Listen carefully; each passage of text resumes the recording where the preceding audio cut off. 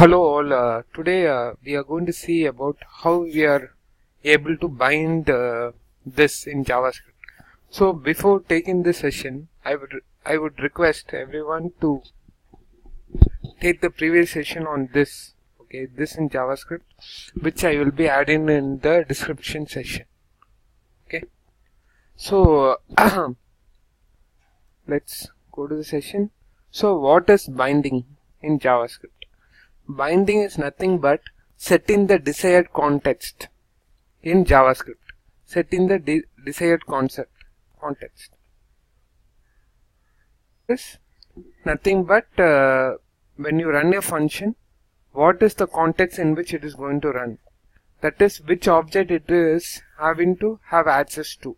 So consider this function. I have a func1 with the two arguments, and I am just consoling this and this dot name and argument 0 and argument 1. So when I call this function, what happens is this function is running in Windows context, because implicitly it will be called as windows.func1. So this has the access to all Windows object.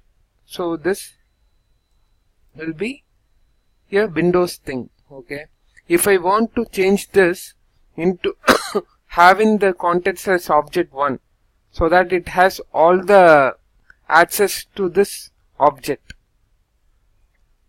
then what I need to do, I need to convert it as object1.func1.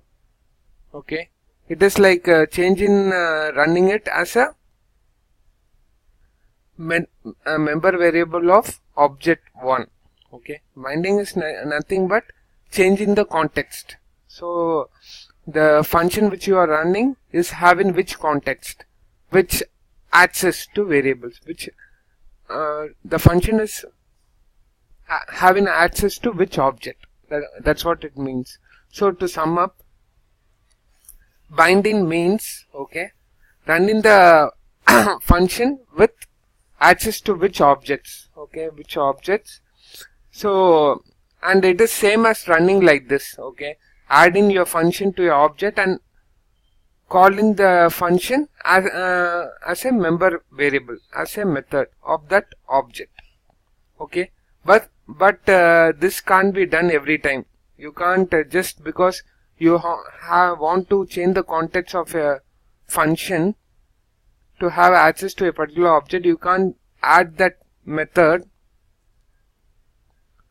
to the object and then call it like this as a method of object1. This is not possible.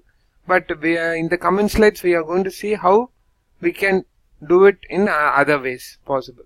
Okay, we are going to do the same, but we are going to achieve it in different ways. Okay, so it can be done in 3 ways, using call, apply and bind.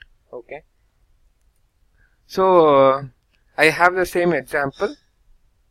So here I have a func1 and I have this object1. So I want to call this func1 in the context of object1, so that it has access to all the values, properties of object1. So for that we can achieve it using call. So how we have to call it is, we have to call func1.call, and here we have to send the, so the first argument to call will be the object you want the function context to be, that is the object1, and then what are the arguments you want to send it to the function. Okay, so in this case I want to call this func1 in the context of object1, and these are the arguments I want to send it to the function. Okay, so once I execute this, this will refer to object1 because we have passed the object1 as the first argument to call. Okay, and the output will be kr because it has access to the context object1. So this dot name will mean to kr, and the argument I have passed will argument 0 and argument 1 will come over here, and I am trying to print it here. Okay. The next is apply. Apply is very similar to call, but only the difference is the arguments you can pass to the function you are interested in. You can make it as an array. Okay. Here, if you see in the previous case, you have to give the arguments separately, but in case of apply, you can give it in an array.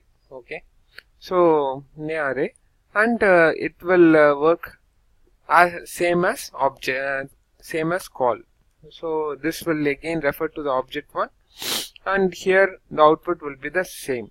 So there is no difference in the function here. Only the difference is in how you call the apply method.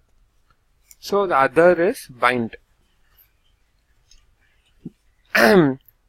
Bind differs a little bit in compared to call and apply. Bind does not call the method, but instead it returns the reference to the method, which can be used later.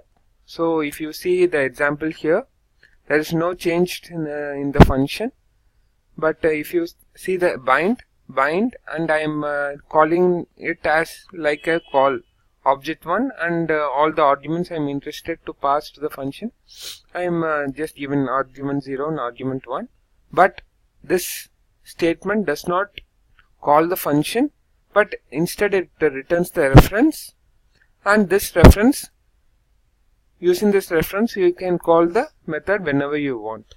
So this is just returns the reference, and this, using the reference, you can call the method whenever you want with this particular context, with the context of object 1. If you see in this case also, it will refer to the object 1.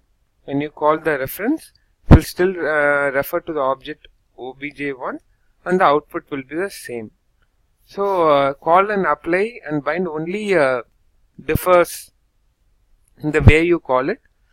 Call and apply are almost same. Bind just returns the reference of the function with that particular binding to the object you have specified, and that reference you can call it whenever you want.